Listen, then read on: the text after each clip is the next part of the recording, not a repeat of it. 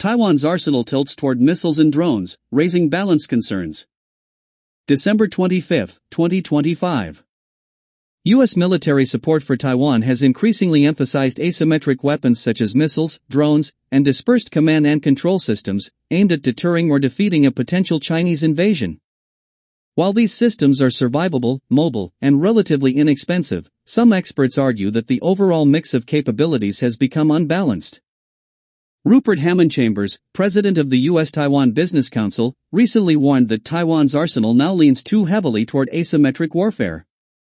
Speaking at a Hudson Institute event, he said U.S. arms sales have shifted from large platforms like F-16 fighter jets, M1A2 Abrams tanks, and MQ-9 Reaper drones to an almost exclusive focus on asymmetric systems. While effective against a full-scale invasion, he cautioned that this approach may leave gaps in other scenarios. Asymmetric warfare offers Taiwan clear advantages against China's superior military power, especially in countering gray zone pressure and complicating Beijing's plans in a crisis. However, Hammond-Chambers and others argue that Taiwan also needs more conventional capabilities to handle prolonged challenges such as a sustained blockade. These include systems to defend sea lanes, maintain air and missile defense over time, and support long-term operations areas where recent U.S. support has diminished.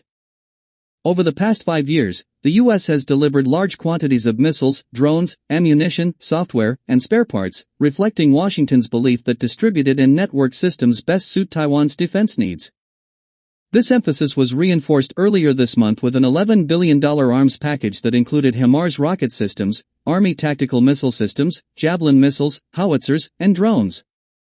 Taiwan's defense ministry welcomed the support, saying the U.S. continues to help the island build strong deterrence through asymmetric advantages, which it views as the foundation of regional stability.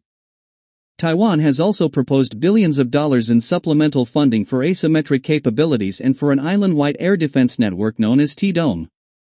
At the same time, Taiwan is investing heavily in its own defense industry, raising questions about whether U.S. assistance will eventually rebalance toward other platforms.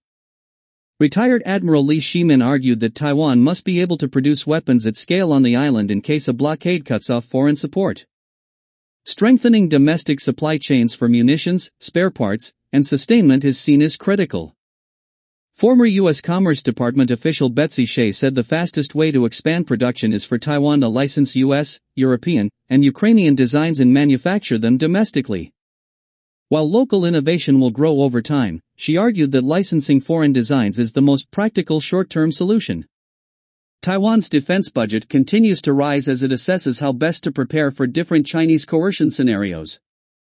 Drone production has become a major focus, supported by a government-backed national drone team, though experts say broader engagement across Taiwan's industrial base will be needed to fully realize its potential. By Business Insider, December 25, 2025.